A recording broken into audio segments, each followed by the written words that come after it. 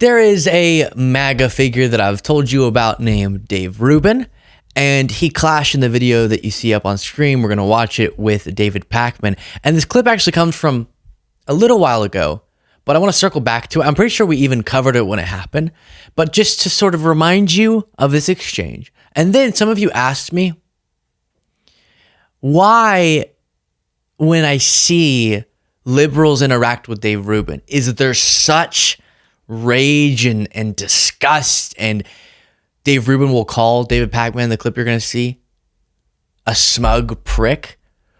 Why do people speak towards Dave Rubin in a way that would induce that reaction from him in the way that they do? And I think it comes from people really perceiving him as one of the grifters in the media space, and not being genuine in how you present yourself, and having this bizarre stinking of grift arc from all the way on the left, which Dave Rubin was, to now he's hardcore Trump supporter, seems opportunistic, and you were just trying to find a lane and then you finally found it.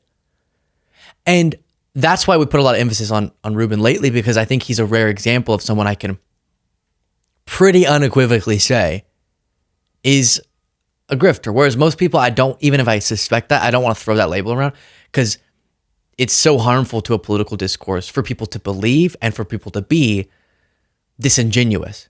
If you genuinely say terrible things, that's one thing. And we can deal with that and we can debate that. But someone who doesn't actually believe the terrible things they're saying, well, now we have lost any meaning to our debates. And so let's examine that again. I'll get to part 2 of this segment, which is why I'm bringing this back up, is why David Pakman is speaking to Dave Rubin the way that he is here. And these are some crazy clips. But first, here's their exchange on Piers Morgan a little while ago. While you watch, please do click the subscribe button.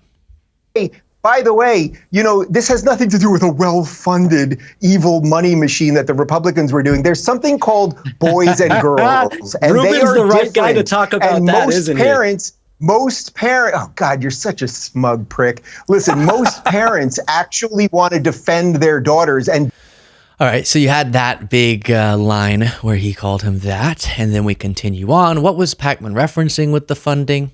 Dave Rubin and Brianna said there. I do think it's important to consider that when Dave Rubin talks about well-funded this or that, his Russian money source just dried up, and he's the last person who should be talking about funding sources. And to be honest, Dave, hold on a second. Hold on. Now Ben's jumping. Everybody's jumping. Hold on a second. I can't even hear Ben. Why would Ben jump in? I'm not even addressing Ben. I think Dave's upset that Brian and I passed the You made a very direct charge against. So it got really loud, but David Pakman said, I think, and that's why, wait, put it back up. That's why Brian Tyler Cohen is smiling so much. He said, I just think Dave Rubin's upset that, and you can take it down now, that Brian Tyler Cohen and myself passed Rubin and subscribers.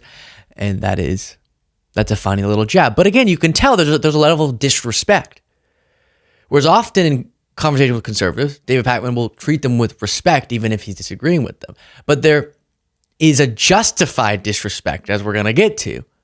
And I think it comes from, if you don't believe someone's good faith, then why are you going to be all, I'm going to make sure that I abide by argument, civility, and I don't mock them and I don't jab them. They're not seriously engaging with these concepts. They're sort of grifting. They're just saying stuff because it works online, so I'm going to mock them for it. One more clip, then we'll get into the subject matter of this segment. Rubin making predictions is crazy because his predictions always go wrong. Red wave for Republicans in 2018 didn't happen. 30% black vote for Trump in 2020 didn't happen. Republicans get 54 Senate seats in 2022. I've got a list of 30 Rubin predictions. They're always wrong. So I'm going to wait and see. I can see why you're looking for new friends, Pakman. I think Piers can attest to this. I love David has a stress ball in one of his hands. That's awesome. Yeah. So because on Piers's show, you're not going to see the full context of who Rubin is, there was something put together. This is not the full context, okay? But imagine someone who was all the way progressive, working for TYT years ago, becoming what he now is. Just in 1 year, Dave Rubin top moments of 2024. So just 2024, the channel DRC Archive. I guess this is all about Rubin. All the moments that we're going to watch happened, which I've had some embarrassing moments on the show. But for all of this to happen in a year, might be in the wrong line of work. Here we go. It is happening right now is that there is the first quote unquote trans congresswoman person in the House right now. This is from the Daily Mail headline. Trans congresswoman Sarah McBride blasts Republicans after proposal that would block her, their word, from using the women's bathroom in Capitol Hill. There's been a lot of images of Sarah McBride going around when he was a man. It's so stupid. Can you just pull up this image? So that is him. And what was his name then? Before it was Sarah McBride, it was Bobby, Jimmy, Ted, Frank, Sal. All right, we'll get his name in a second. But that guy that you're looking at right there is now this woman. So could we flash? You bear with me on the nonsensical. So his name was Andrew Cray. Okay. God, it's so bananas. Go back to. He's showing a photo of Sarah McBride's dead husband. Andrew Cray is her husband who passed of cancer. That's what he's... Oh, look at how bananas this is.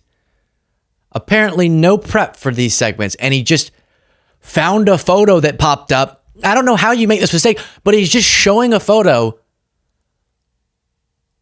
of Sarah McBride's late husband. To Andrew Cray for a moment.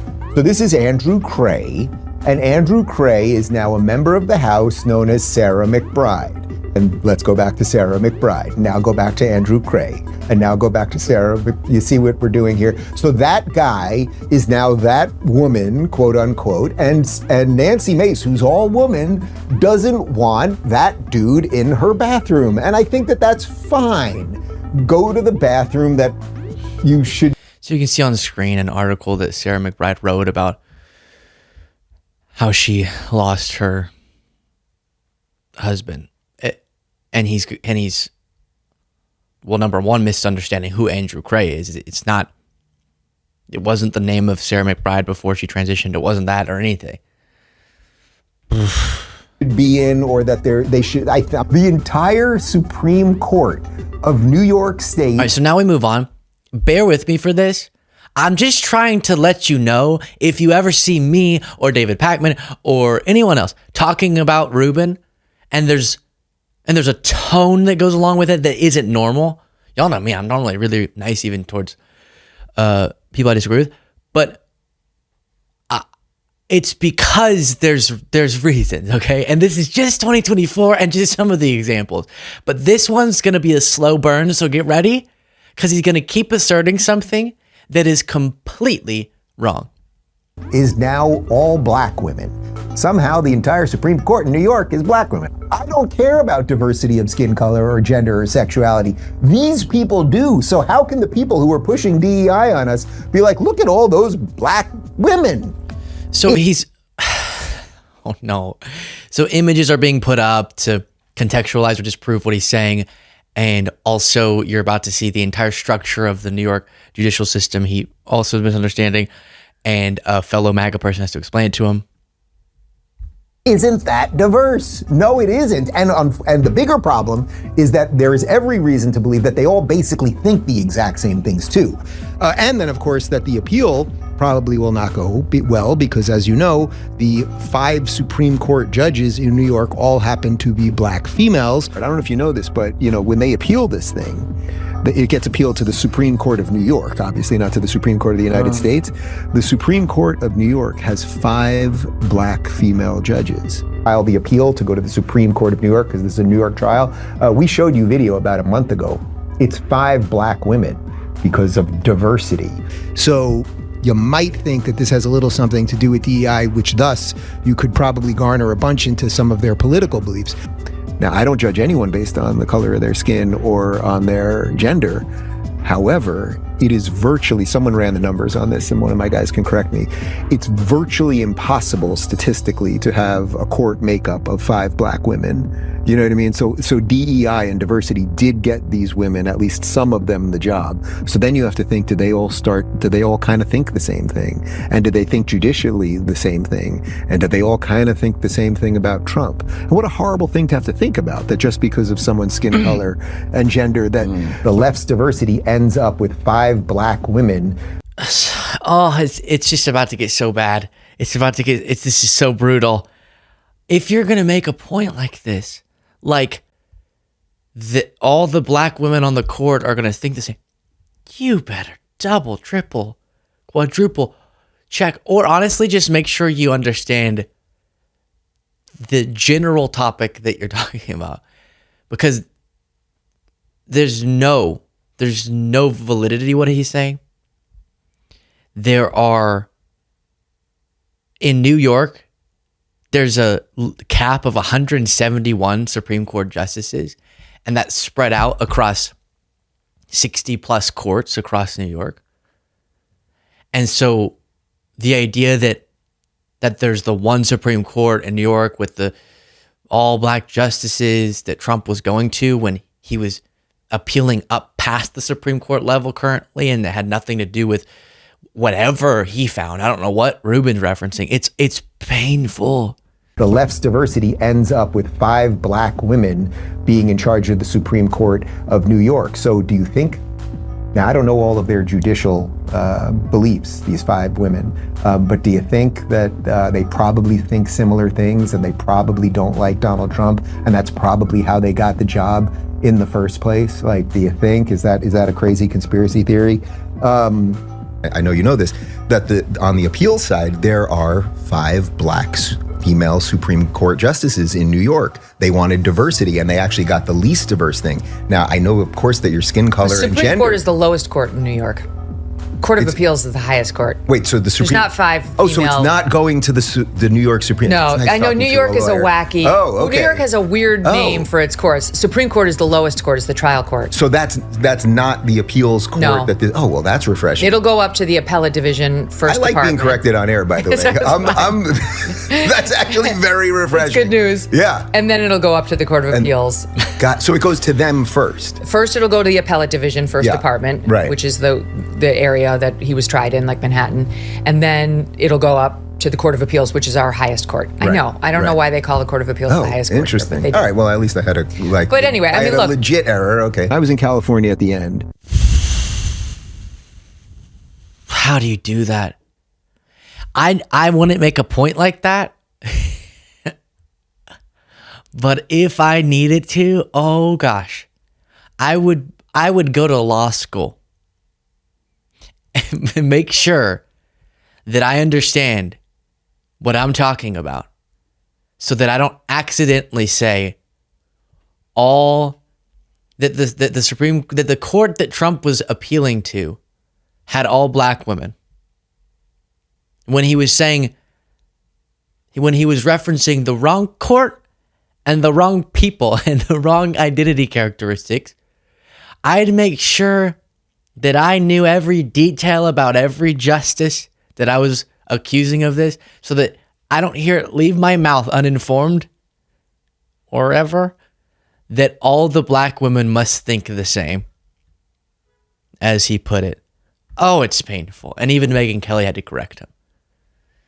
And I do accuse him of that. I do accuse him of being disingenuous, and I think he's lazy. I think he doesn't try that hard at his content, and he just kind of takes all of he skims the top of the right-wing media narratives and just puts that out without doing a lot of prep work, because he gets caught in way too many of these things. One time, off the subject of being wrong on the facts, one time he told this bizarre story about faking his vaccine card. before I moved, and it was the height of COVID and the lockdowns, and I was having illegal parties at my house, and I had to have one of my guys that worked for me. I wanted to go to dinner one night. We usually had people come to our house, and I had to have one of my guys make a fake vaccine passport for me. And then I'm sitting at the restaurant, and I realized that there were a couple tables of people looking at me and pointing at me. And then I realized it wasn't, well, they knew who I was, but that's not like, oh my God, it was Dave Rubin like that. It was, Dave Rubin's not vaxxed. What's he doing here? Like, in essence, that they thought I was lying because I was in there with the passport. So I had to go up. I went up to literally 3 groups of people to be like, guys, don't worry about it. It was a fake vaccine passport. And I was like, what level of insanity is this? Think about it for all the It's a level of insanity, to be sure. I love how he acts like he knew why they were looking at him. There have been situations where obviously sometimes people come up and say, oh, Luke, whatever. And it's awesome. And I know why they're coming out because they explain it and we talk and it's wonderful. Sometimes I just sort of see people looking and I don't have the ego and I'm not deluded enough to think that every time people look at me, it must be because they know who I am. And so I think unless they come up and overtly tell me that, I'm probably going to assume they're just looking. I don't know, maybe not. And he gets looked at and he can read in their looks that not only do they know who he is, they're also looking at him because they are concerned that he's in a restaurant and he must be lying about being vaccinated because he says he's not, but clearly to be in this restaurant he is. That's a lot to read in someone's eyes. That's a lot. fame that you've had and all the people that have gawked at you at restaurants and everything else, if for some reason you felt that every now and again you would have to go up to a table and explain your life to them. So I had one of my employees fake a vaccine passport for me, and I go to Boa's Steakhouse on Sunset. It was my favorite place in LA. And I go, and it was awful. You couldn't sit at the bar. The waiters are all wearing masks. It was terrible. But I'm sitting there, we're having dinner. And again, I'm already leaving. So this is my goodbye to LA dinner. And then I realized there were a couple tables of people that recognized me. That happens, obviously. But then I was like, wait a minute. They think I'm a liar because I'm at a restaurant where you need a COVID passport. So these people who like me must think that I actually lied. And how do you know they like you? I've had people go, I get sort of excited. I'm like, oh, look, I can see them. They're coming, like you're walking down the street or you're in an airport and then it's negative. And I'm the woke cock lib or something is the words some might use. Gosh, he makes so many assumptions. They looked at me. So I was like, clearly they know how famous I am.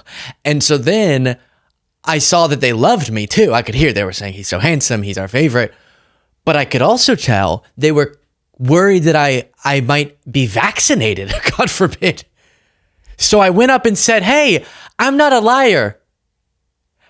I didn't actually get vaccinated.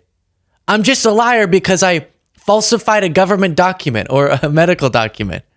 These people who like me must think that I actually lied.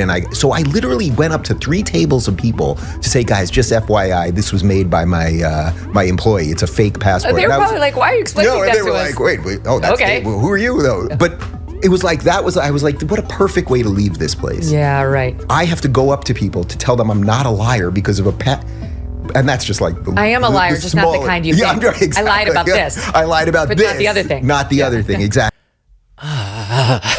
Instead of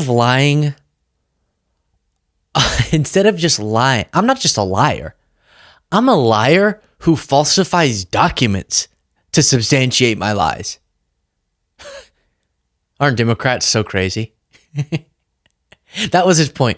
I mean, LA got so crazy that all of a sudden they were saying, we as a business can care about the safety and health of our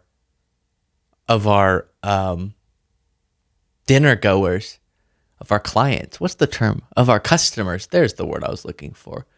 And ask them to provide proof of their vaccination. They were so crazy that they forced me to be a complete insane person and walk up to people's tables going, yeah, you see this? I promise it's a lie. It's all a lie. I'm not a liar. This is a lie. I'm not a liar. This is a lie. My guy did it. It's his fault. Strange stuff, Dave. Really, really strange stuff. just because some people glanced at him at a restaurant. Here is one other Dave Rubin moment. If Trump wins that night, what do you think the base of the Democrats will do the next day? They will riot for sure. If Harris wins and it's clean and clear, I really don't think there will be Republicans rioting. I do think there will probably be a move to figure out how the states can kind of separate themselves. It blows my mind people watch that. Oh, there's no chance Republicans would riot, but Democrats will riot. Which one was the one that rioted last election when they lost? And then it happens. He doesn't apologize for making that prediction whenever that doesn't come true. David Pakman was right. His predictions are really bad. And Democrats don't riot because we do respect our democratic process, unlike the reaction whenever Trump won. But I love how he throws in, I don't think Republicans would riot, but, there would be a move to secede, which would cause a civil war, but not riot. So proud MAGA. I'm so proud to be a Republican because, we're not going to riot except for the last time. But other than that, we're not going to when we lose an election. Who would do that? We'll try to secede from the union, but we're not going to riot. What a weird argument. Tell me your thoughts in the comments. Support the show. Get the members only bonus show by clicking that join button below.